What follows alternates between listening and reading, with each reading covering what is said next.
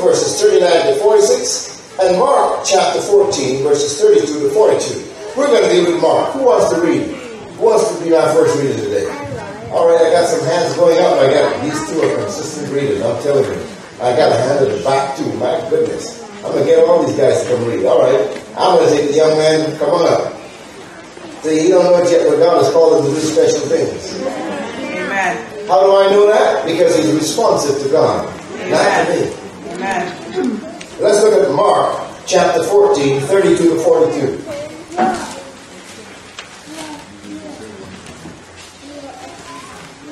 Let's see if that's coming up.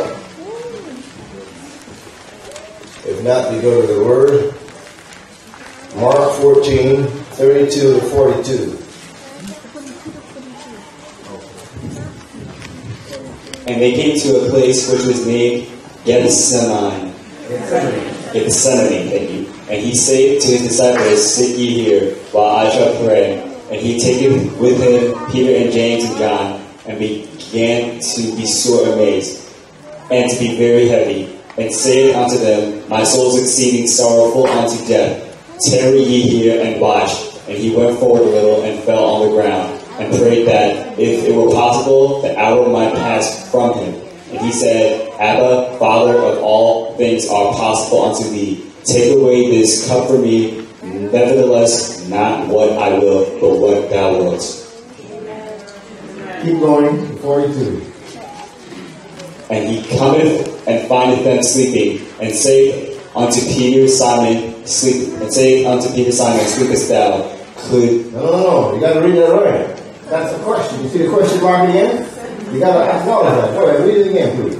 And he cometh, findeth them sleeping, and saith unto Peter, Simon, "Sleepest thou? Couldst not thou watch 1 hour? Watch ye and pray, lest ye enter into temptation. The spirit truly is ready, but the flesh is weak." And again he went away and prayed, and spake the same words. And when he returned, he found them asleep again, for their eyes were heavy. Neither wist they what to answer him. And he cometh the third time, and saith unto them, "Sleep on now, and take your rest. It is enough, the hour is come. Behold, the Son of Man is betrayed into the hands of sinners. Rise up, let us go. Lo, he that betrayed me is at hand." Thank you. Wonderful job. Amen. Great. Wonderful. It takes a lot of courage to step up out of your comfort zone when you wake up. As soon as I ask, his hand went up.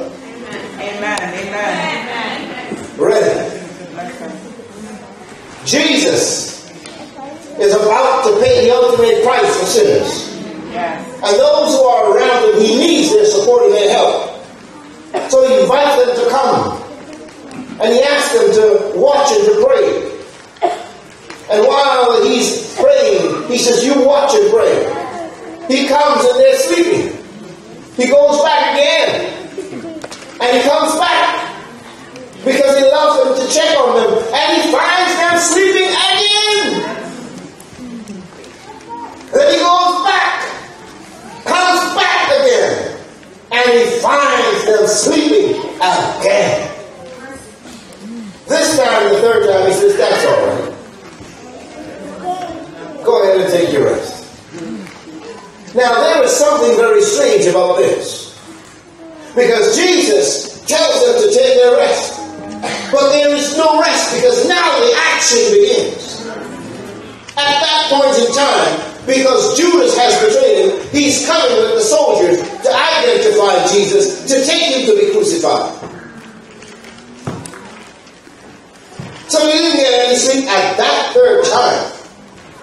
But he tells them to take their rest. And he uses this word about temptation. He connects watching and praying with the ability to overcome temptation. So when the church is sleeping, the church can't handle temptation. Forget the church. When you and I, when we are sleeping, we can't handle temptation.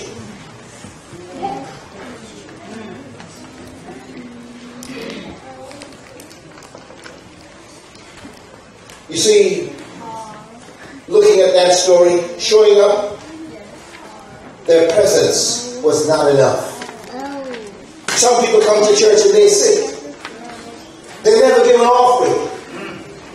And then they return tired. They think they're doing something. What do you have to offer God? Week in, week out, God has blessed you. You come, no offering, just time or no time. You show up, but you never pick up a piece of paper on the ground. You talk about the situation, but you never clean up. You expect everything to be ready when you show up. Time to eat? Well, I don't see why they're taking so long. How did they think? They cook one scratch. Never brought something in. You hear the please, but you never respond. This is how church people behave. So it wasn't enough for the disciples to show up. Jesus needed them. Jesus needs you. But you don't show up. And when you show up, you don't stand up. And when you stand up, you don't step out. And when you step out, you have nothing to carry. Lord have mercy. You see, the problem comes in now. It's not with God, it's with us. Jesus requested them, number one, to be awake, to be alert, and to be aware. He wanted the disciples there to be awake, to be alert, and to be aware. Jesus knew what Judas had done. And he knew that his time was short. Many people, if we are awake to what people are saying and what they're doing, it will save us a lot of heartache and grief. Some of us don't know when our parents or grandparents are sick. Do you know when your parents are sick? Or are you so concerned about your own self, you're not aware that they're moving a little slower? That they're hurting and they're holding and favoring one side more than the other. And they've been in pain for so long, but you have been busy with your stuff, you just don't know. And when death comes, it's a surprise for you. You wish you had known before. You wish you had done something more. Jesus wanted them there to be awake, alert.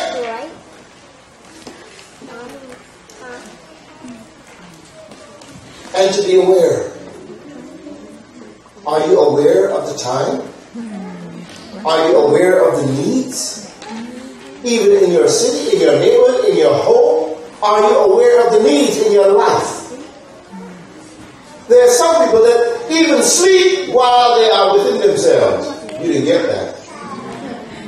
So when you show up to the doctor says, how long in this situation did you have it?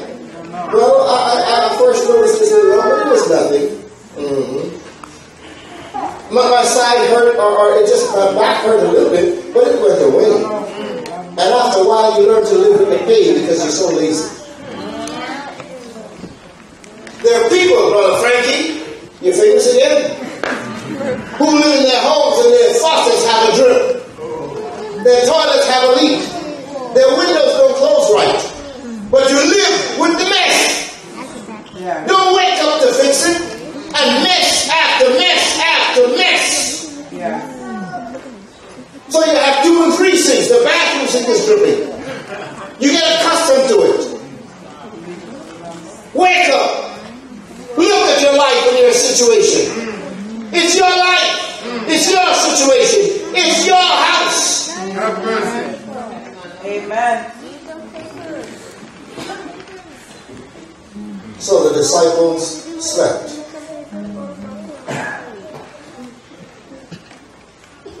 And when they did wake up, there was trouble.